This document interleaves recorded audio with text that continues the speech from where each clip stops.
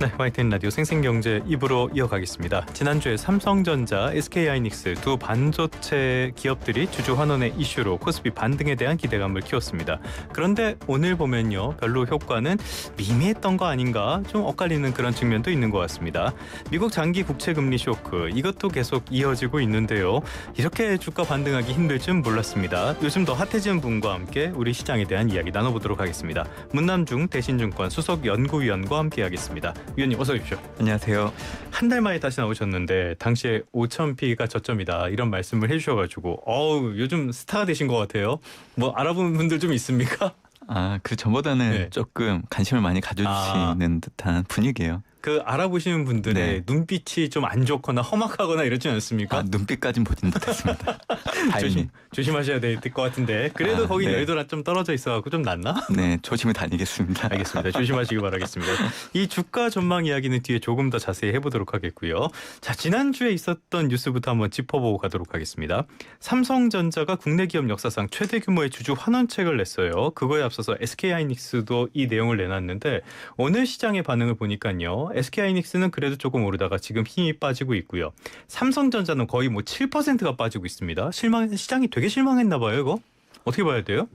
근데 말씀하신 것처럼 실망을 많이 하신 것 같아요. 근데 이제 항상 우리는 무언가를 얘기하려고 하면 비교군이 있어야 되잖아요. 그렇죠. 그래서 아마 삼성전자가 21일 날 주주환원 정책을 발표하기 전에 19일 날 SK하이닉스가 먼저 얘기를 해줬잖아요.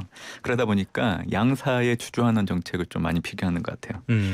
SK하이닉스 같은 경우에는 이제 앞으로 3년간 잉여 현금 흐름의 50% 이상을 네. 주주환원하겠다고 발표를 했는데 투자자들이 가장 관심을 갖는 대목은 바로 주가에 영향을 미치는지 여부잖아요. 그렇죠. 근데 SK하이닉스 같은 경우에는 대략 40조 원 규모의 자사주 매입과 소각을 한다고 했잖아요. 그러니까 매입으로 끝나는 게 아니라 이거를 바로 소각한다라는 것 자체가 주가가 올라가는데 사실 긍정적으로 해석할 만한 요인인데. 그러니까 SK하이닉스는 바로 영향을 미치는 걸 내놨고. 그렇죠. 예. 네. 그래서 오늘도 보면 잘 버텨주잖아요. 근데 이제 삼성전자는 규모로 따지면 상당히 많은 주주환원 계획을 발표한 건 맞아요. 네. 근데 여기서 이제 특징적인 부분들은 3분기 때 자사주 매입 규모를 약 15조 원 정도 하는데 매입만 한다. 그러니까 이거는 보상용이잖아요. 임직원 주는 용도 아니에요? 그러니까 이제 소각과 관련된 이런 언급들조차도 없다 보니까 일반적인 투자자분들이 SK하이닉스와 그냥 비교를 하는 거죠. 어떤 얘기인지 아시겠어요? 일반 투자자들 입장에서. 네, 그래서 이 대목이 이제 주가에 부정적인 영향을 좀 미치는 것 같은데 일단 내용을 보면 그렇게 나쁜 건 없어요. 사실 3분기 때 30조 원 규모의 현금 배당 실시하고 또 약 15조 원 규모의 자사주 매입 결정했고 또 나머지 부분들은 환원 방법과 계획에 대해서는 10월 말 정도에 이사회를 통해서 결정한다라고 하니까 좀 기다리시면 될 것 같고요. 어차피 SK하이닉스나 삼성전자 같은 경우에는 올해 전반적인 실적이 확정이 안 돼 있잖아요. 네.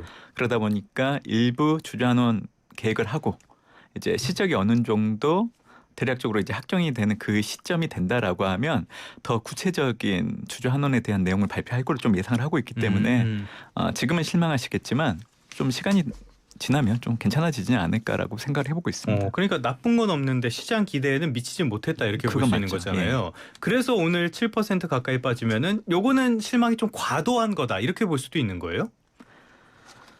지난주 금요일 날 미국 증시가 미국의 장기 금리가 최근에 좀 많이 올라가고 있잖아요. 네. 그럼에도 불구하고 상승 마감을 했는데 이제 오늘 월요일 날 이제 개장한 한국 증시가 그 영향을 받는다라고 하면 이제 오늘 같이 그렇게 하락할 이유는 없는 것 같아요. 그래서 지금은 뭐 삼성전자가 주도해서 코스피가 마이너스 흐름을 좀 보이고 있지만 오늘 아마 오후장 정도 되면 지금보다는 좀 여건이 개선되지 않을까라고 생각을 하거든요. 그럼 지금 시점에 삼성전자가 26만 3천 원까지 빠졌는데 그러면 오후장을 보고 지금이라도 좀 사봐도 되는 거예요? 일단 10시까지 기다리세요. 보통 이 9시부터 10시는 원래 지켜보는 시간이에요. 변동성도 워낙 크고 전반적인 하루의 주가의 방향성이 아직 결정되지 않은 그 시간대이기 때문에 사실 일반적인 투자자분들이 보통 관심을 갖는 그 시기가 동시호가 지나서 막 네. 개장됐을 때 그때 이제 움직일 때 그때 많이 매매를 많이 하시는데 사실 그건 좋지는 않아요. 보통 네. 10시 지나서 하셔도 전혀 늦지 않습니다. 그래서 앞으로 항상 이 주식 투자하시는 분들 입장에서는 9시부터 10시까지는 좀 지켜보시다가 10시 정도 지나면 그 하루의 주가의 방향성이 어느 정도 결정이 되거든요. 그래서 지금은 사실 삼성전자를 두고 사람들의 생각들이 많이 교차하잖아요. 네. 어떤 분들은 담담하게 받아들이시는 분들도 있지만 또 어떤 분들은 실망해서 이거 그렇죠. 가지고 있으면 안 되겠다. 네. 그러니까 이런 투자 심리를 가진 투자자분들이 싸우고 있는 시간대이기 때문에 그래서 변동성이 큰 겁니다. 근데 이제 전반적인 내용이 나쁜 건 없잖아요. 그래서 네네. 저는 오늘 오후장으로 갈수록 또 안정되는 모습을 좀 보이지 않을까라는 생각을 좀 해보고 있습니다. 그럼 뭐 굳이 단타 생각이 아니라면 지금쯤이 저점 매수의 기회일 수도 있긴 하겠네요. 일단 저는 이제 뭐 한국 증시나 네. 한국의 반도체주 주가 흐름을 좀 전망을 하려고 하면 이제는 미국 증시 흐름이 상당히 중요해지지 않았나라고 생각을 해요. 사실 미국 증시나 한국 증시나 7월 달에 저점 29일 날 동일하게 형성되고 나서 올라오고 있는데 사실 한국 증시가 올라왔던 그 바탕은 뭐 한국의 경기 해당되는 기업들의 이 요인들이 아니에요. 왜냐하면 7월 30일부터 미국과 이란 간의 종전 그렇죠. MOU 재개에 대한 기대감들이 들어오면서 그게 이제 미국 증시뿐만이 아니라 한국 증시를 비롯한 미국이 아닌 증시가 올라가는데 영향을 준 대목들이 있기 때문에 저는 지금 현재 좀 주목을 해야 되는 포인트를 두 가지 얘기해드리고 있거든요. 네. 일단 첫 번째는 잠깐 얘기해드렸지만 지금 미국 증시는 8월 초부터 역사적 사상 최고치를 경신을 하고 있습니다. 그 바탕에는 지금 상황은 아니지만 그때 당시에는 미국 이란 간의 종전 MOU 재개가 있었기 때문에. 근데 이와 관련해서는 제가 또 조금 좋게 봐야 되는 대목들도 있는 것 같아요. 사실 미국이 이란에 대한 경제 제재를 구체적으로 발표한다라는 그 시점에 맞춰서 뭐 경제적 디데이 뭐 이거. 맞아요. 근데 지금 미국과 이란 간의 6월 MOU를 중간에서 중개해줬던 분이 있잖아요. 네. 파키스탄의 총사령관 이분이 24일 날 이란 방문이 예정되어 있기 때문에 지금 시기적으로 보면 뭔가 우리는 알지 못하지만 좀 좋은 소식이 나올 만한 부분들도 있지 않나라고 생각을 하고 있고요. 생각보다는 이 디데이 내용이 세지 않거나 뭐 좀 물러설 수도 있다. 네. 그리고 이제 그 페제시키안 이란 대통령이 발언하는 내용들을 놓고 본다고 하면 최고 지도자가 결정을 했던 내용들을 우리가 따라야 된다. 그러니까 6월 달에 MOU를 했을 때 지금의 최고 지도자의 의사가 일정 부분 반영됐다라는 것을 보여줬단 말이에요. 이 얘기는 결국 지금은 교착 국면이긴 하지만 최고 지도자 같은 경우에는 조건만 맞는다라고 하면 이란 미국 간의 종전 MOU가 체결될 수 있는 그 확률도 어느 정도 있다라고 내부지쳤기 때문에 그래서 저는 이 대목을 놓고 본다고 하면 당연히 미국이 아닌 증시 전반적인 글로벌 증시에도 긍정적인 영향을 줄 걸로 좀 보고 있는 걸 하나로 얘기해드리고 있고 가장 중요한 거예요. 사실 미국뿐만이 아니라 한국 증시가 올라왔던 그 바탕에는 이제 미국 기준이긴 하지만 미국의 정책 금리보다 미국의 PC 물가가 내려오기 시작을 한 거예요. 네. 물가 안정되기 시작했다. 네. 그게 이제 7월 달 말에 발표된 6월 PC. 이게 전년 동월 대비 3.7. 연준의 정책 금리가 3.75니까 이를 하회하기 시작을 했기 때문에 사실 이거를 바탕으로 글로벌 증시가 올라오기 시작을 했고 사실 이번 달 발표되는 미국의 7월 소비자 물가 그리고 이번 주 가장 중요한 또 7월의 PC 물가를 보면 전월과 비교했을 때 전년 동월 대비 가격이 소폭 내려가는 거를 좀 확인할 걸 예상을 하고 있기 때문에 약간 둔화된 흐름이 있을 것이다. 사실 증시가 급격하게 많이 하락했다가 이제 올라가야 되는 시점에서는 좀 안정적으로 이 중요한 핵심 변수라고 할 수 있는 PC가 정책금리보다 내려오는지 여부를 한 두 달 정도 확인하는 게 되게 중요하거든요. 근데 지금 이런 상황들이 진행되고 있기 때문에 그래서 저는 올해 연말까지 남아있는 기간들을 놓고 본다고 하면 미국뿐만이 아니라 한국을 포함한 전반적인 글로벌 증시가 점진적으로 방향성 자체는 올라갈 수 있다라고 좀 얘기는 해드리고 있기 때문에 우선적으로는 이제 매크로 변수 얘기해드렸는데 이 부분을 좀 먼저 보시는 게 좋을 것 같아요. 매크로 변수 하나 더 있죠. 일단 PC 말씀해 주셨는데 이거는 개인 소비 지출을 말하는 거고요. 우리나라에선 나오지 않는 지표인데 미국 연준에서는 CPI나 이런 것들보다 더 중요하게 생각하는 지표라고 이해하시면 되겠습니다. 중요한 물가 지표 정도로 이해하시면 되겠어요. 그런데 매크로 지표 중에서 지금 굉장히 시장에 큰 영향을 미치고 있는 거 국채금리 아닐까 싶어요. 조금 전에 연구위원님도 말씀을 해주셨는데 30년물 국채금리가 5.3을 뭐 장중에 넘기도 하고요. 여기에 대해서 시선이 두 가지가 있는 것 같아요. 아니 월가에서는 이거 별거 아니다. 신경 안 써도 된다라는 시선이 있고요. 반대로 이게 장기화되고 굉장히 큰 문제이기 때문에 계속 시장에 압박이 될 거다. 이런 시선이 있거든요. 어느 쪽이 맞는 시선입니까? 이 문제는 제가 봐도 당장 증시에 영향을 미치는 요인은 아닌 것 같아요. 다만 시차를 두고 언젠가는 이제 영향을 줄 수 있다라고는 좀 보고 있습니다. 그래서 단기 악재는 일단 아닌데 중장기로는 모르겠다예요. 그러면? 그러니까 당장 이 장기 금리가 높다는 이유만으로 주가가 떨어질 수 있는 환경은 아닌 것 같아요. 지금 환경을 보면. 하지만 과거 경험을 놓고 온다고 하면 분명히 장기 금리가 임계치를 넘어가는 이 대목들은 사실 영향을 줬는데 과거에도 보면 보통 1년 정도 지나고 났을 때 그게 항상 좀 영향을 줬던 대목들이 확인됐거든요. 그래서 이제 저는 이걸 감안해서 높은 장기 금리가 불편한 요인이긴 하지만 지금 주식시장에 영향을 미치는 아닐 수 있다라고 그렇게 얘기해드리는 거고. 일단 임계치라고 말씀해 주셨는데 지금 임계치는 넘은 겁니까? 넘었죠. 사실 올해 5월 달부터 이란 전쟁이 확전되면서 미국채 10년물 금리의 임계치는 4.5%, 미국채 30년물의 임계치는 5%인데 이를 상회했던 모습들은 이미 나타났던 거고요. 제가 이를 두고 이제 지금 당장은 걱정하지 않아도 된다라고 얘기해드리는 이유가 임계치를 넘어섰음에도 불구하고 미국 증시는 이번 달만 해도 역사적 사상 최고치를 경신을 하고 있거든요. 그래서 이제 그런 현상들을 놓고 본다고 하는 부분들은 먼저 얘기해드리고 싶고, 그리고 이제 꼭 알아두셔야 되는 거에 앞으로도 장기 금리가 높은 수준을 유지할 수밖에 없는 이유, 구조적인 요인들을 좀 알아두실 필요가 있는 것 같아요. 우선적으로는 러시아 우크라이나 전쟁, 그리고 작년에는 미국이 간세부가 있고 올해는 또 이란 전쟁이 발생을 했기 때문에 주요 국가들이 재정 지출을 많이 해야 되는 그런 환경에 놓여 있다라는 점입니다.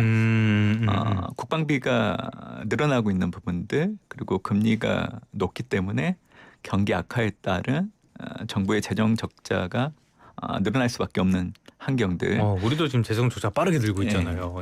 그리고 이제 정부는 국채를 발행하게 되면 이자를 줘야 되잖아요. 근데 금리가 올라가게 되면 이자에 대한 부담이 높아지는 부분들.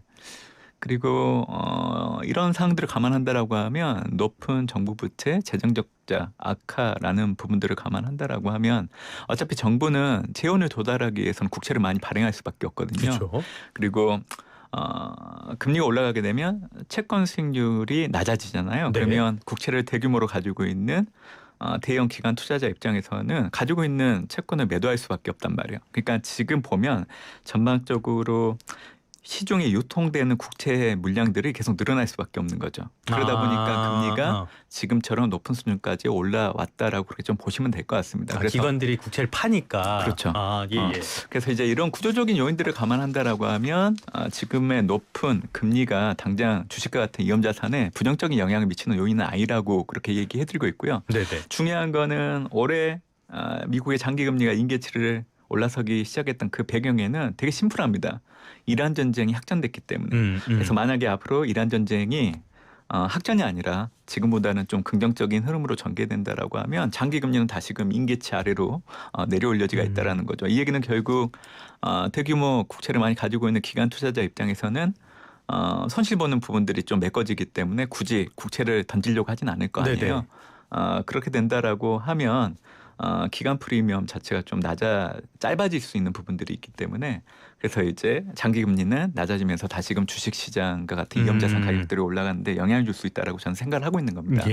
그래서 항상 우리가 단순하게 장기 금리가 높다라고 해서 주식과 같은 위험자산 가격에 부정적으로 작용할 수 있다라고 생각하지 마시고 지금 우리가 처해 있는 각국 정부들의 상황들이 구조적인 요인들을 기반하기 때문에 이런 상황에서 장기 금리가 높은 상황이라고 하면 지금 당장은 주식시장에 나쁜 영향을 줄 수 없다라고 얘기해드리는 거고요. 그리고 이제 유명한 레이 달리오라는 그분도 얘기를 했잖아요. 분명히 정부 부채 문제는 문제가 되는 요인들이지만 앞으로 뭐 3년 정도 안에 지금의 이제 국채 금리 경로가 크게 바뀌지 않는다라고 하면 2년 정도의 시차를 가지고 리스크가 발생할 수 있다라고 얘기했거든요. 그러면 빠르면 1년, 늦어지면 5년. 그러니까 올해는 아니에요. 내년 네네. 정도 빨라지면. 그래서 이 대목을 강조하는 거는 결국적으로 예. 불편한 요인인 건 맞지만 지금 당장 위험자산 가격에 미치는 영향력은 좀 제한될 여지가 있다. 이제 그 얘기를 좀 강조를 해드리고 있습니다. 올해 안에 승부를 보고 빨리 시장에서 탈출해야 된다? 이런 뜻이 됩니까? 그러진 않아요. 저는 항상 위험자산 가격들을 투자할 수 있는 그 기간들은 미국의 경기 순환. 그러니까 경기 확장이 언제 끝나는지가 되게 중요한데 일단 올해 7월 기준으로 미국 경기 확장은 75개월째 진행되고 있고 80년도 이후에 미국이 5번의 경기 확장에 들어갔던 그 사례를 놓고 본다고 하면 평균적으로 7년 1개월 정도 지속이 됐기 때문에 이를 현재 시점에 적용을 해보면 이제 내년 6월 정도까지는 경기 확장에 놓여 있을 여지가 있기 때문에 그러면 그 구간 안에서는 미국 기업 실적 좋아지고 주가는 올라가기 때문에 이 풍선 효과가 나머지 국가들의 증시에도 부정적으로 작용할 여지는 없다. 이제 그렇게 생각을 하고 있습니다. 알겠습니다. 여러 가지 설명을 들어봤는데요. 일단 국채금리에 대해서는 이 거시경제학자와 이 시장 전문가들의 의견이 약간 다른 것 같기는 해요. 이건 어쩔 수 없는 부분이 있는 것 같은데 그래서 우리의 관심은 이거예요. 그래서 주가가 오르는 거냐 안 오르는 거냐 이 부분이 제일 관심사인데 지금 코스피가 장중에 5,300 아래까지 떨어졌다가 6,000대로 올라오고요. 7,000을 다시 올라가는 힘이 지금 되게 버거워 보이는 그런 상황이거든요. 코스피 뭐 다시 힘을 낼 수 있는 겁니까? 저점은 확인한 겁니까? 제가 그 7월 달에 뭐 사실 미국 증시 전망하면서 국내 증시 역시 기술적으로 보면 5,000대까지 갔다가 그 저점이 형성될 수 있다는 얘기도 좀 해드렸는데 그때 전제 조건은 항상 동일해요. 이란 전쟁 자체가 호전되는 형태로 가는 걸 전제로 한다라고 하면 7월 29일 날 뭐 한국의 코스피 저점 확인됐는데 그게 저점이라고 생각을 합니다. 근데 만약에 이란 전쟁이 그럴 가능성은 없는데 부정적인 시나리오로 가게 된다라고 하면 그때 저점도 깰 여지는 있다라고 보고 있는데 제가 이제 시작할 때도 얘기해드렸지만 지금 미국 이란 간의 관계 상황을 놓고 본다고 하면 긍정적인 소식들도 조만간 들려지는 있다라고 보고 있기 때문에 저는 앞으로 이제 글로벌 증시 전반적으로 놓고 본다고 하면 주가의 어떤 올라가는 그 속도는 올해 상반기 때 우리가 경험했던 그 속도랑 좀 다를 수는 있어요. 좀 더딜 수는 있는데 그게 좀 비정상이었기 때문에 방향성 자체는 올라가는 거는 확실하다. 이제 그 얘기는 항상 강조를 해드리고 있습니다. 그러니까 방향성 자체는 우상향이 맞을 것이다 이거잖아요. 그런데 이란 전쟁 부정적인 시나리오로 갈 가능성은 없다고 말씀을 주셨는데 왜 그렇게 없다고 단언을 하시는 겁니까? 사실 이런 중동 지정학 리스크는 전망을 할 수는 없어요. 저 역시 뭐 어떻게 될 거라고 얘기하긴 어렵지만 지금의 정세 돌아가는 분위기를 놓고 본다고 하면 미국 이란 간의 MOU를 중개했던 파키스탄의 총사령관이 24일 날 방문하는 거 그 시점 그리고 이제 이란의 최고 지도자 역시 6월 달에 체결한 MOU를 놓고 본다고 하면 거기에 대해서 이제 허락을 했던 부분들을 이제 시간이 지나서 계속 확인할 수 있는 대목들을 놓고 본다고 하면 아마 지금 당장은 답보를 보이는 상황일 것 같아 보이긴 하지만 그래도 긍정적인 답으로 가지 않을까라는 그런 생각이 있어서 이제 그쪽에 좀 무게를 드리고 좀 얘기를 드리는 편입니다. 알겠습니다. 조금 더 나빠질 가능성은 그렇게 크지 않다라고 일단은 전망을 하시는 것 같고요. 자, 그렇다면 이런 가정하에 코스피 흐름 연말까지 어떻게 갈까요? 말씀하신 것처럼 속도는 좀 떨어지더라도 계속 우상향. 그런데 7,000을 넘기도 지금 버거운 그런 상황이거든요. 어느 정도의 우리가 밴드를 갖고 대응하면 좋을까요? 이런 질문 정말 많이 하시거든요. 제가 그럴 때마다 해드리는 얘기가 있어요. 우리나라 코스피가 1,000에서 2,000 갈 때 얼마나 걸리셨는지 아세요? 모르겠어요. 너무 오래전 일이라. 18년 정도. 뭐 2,000에서 3,000 갔을 때 그리고 3,000에서 4,000 갔을 때 그때 도달되는 기간들을 놓고 본다고 하면 18년, 13년, 5년 너무 길었어요. 네네. 근데 이제 어느 순간부터는 마디 지수를 경신하는 그 개월 수가 3개월, 2개월, 맞아요. 7일, 16일 이렇게 많이 단축됐거든요. 네. 그러니까 예를 들자면 여러분들이 아마 경험하셨을 거예요. 상반기 때 코스피가 8,000 도달하는데 7거래일 걸렸고요. 9,000 도달하는데 17거래일 걸렸습니다. 그리고 필요 수익률이 예전에 코스피가 2,000에서 3,000 갈 때는 50%가 필요했지만 지금은 코스피가 9,000에서 10,000포인트 갈 때는 11.1%가 필요해요. 그렇죠. 그러니까 지금은 예. 마디 지수 자체가 의미가 없어요. 결국 누군가가 맘만 먹으면 바로 올릴 수도 있어요. 근데 우리가 이제 상반기 때 4월에서 6월 고점은 오버슈팅 구간이라고 하거든요. 네. 그러니까 수급이 만든 주가가 올라가는 구간이었기 때문에 이런 구간들을 경험을 하고 지금 현재 놓고 온다고 하면 올라가는 속도가 더딜 수밖에 없다라는 거죠. 그래서 저는 지금 전반적인 한국 증시, 한국 경제도 봐야 되고 또 우리 주력 산업인 반도체 기업들의 기업 실적이 어떻게 될지 이런 것들도 확인해야 되는데 사실 나쁜 건 없어요. 예를 들자면 반도체 기업들 관련해서 봐야 되는 것들은 글로벌 반도체 매출액과 증가율인데 최근 데이터를 놓고 온다고 하더라도 계속 증가를 하고 있죠. 네. 그리고 우리나라 반도체 품목의 수출 증가율은 7월 기준으로 17개월 연속 증가를 하고 있죠. 그리고 올해 범용 디램 가격은 4월 달부터 계속 오르고 있습니다. 그래서 한국의 삼성전자, SK하이닉스의 실적들이 앞으로도 좋아질 거라는 그런 예측들이 많아지고 있는 상황이에요. 그래서 이런 환경들을 감안한다라고 하면 연말까지 뭐 한국의 코스피든 한국 코스피를 견인했던 반도체 기업들의 주가들은 지금보다는 올라갈 가능성이 상당히 높다라고 얘기하고 있기 때문에 네네. 지금 필요한 전략은 조급심보다는 좀 인내심을 가지고 좀 기다리는 그런 미력들이 필요한 기간이라고 보고 있기 때문에 아마 올해 4분기 정도 된다라고 하면 지금보다는 투자자 여러분들이 좀 웃음을 좀 네. 지으시지 않을까 그런 생각들도 해보고 있습니다. 기울기는 달라도 기울기는 다릅니다. 예. 연말에는 확실히 좋아질 거라는 말씀까지 들어봤습니다. 지수가 의미 없다는 말씀 충분히 납득은 되는데 저도 기자고 다들 헤드라인을 원하기 때문에 예, 어쩔 수 없는 측면이 있는 것 같습니다. 오늘 생생주식연구소 시간 문남중 대신증권 수석연구위원과 함께했습니다. 오늘 말씀 고맙습니다. 감사합니다.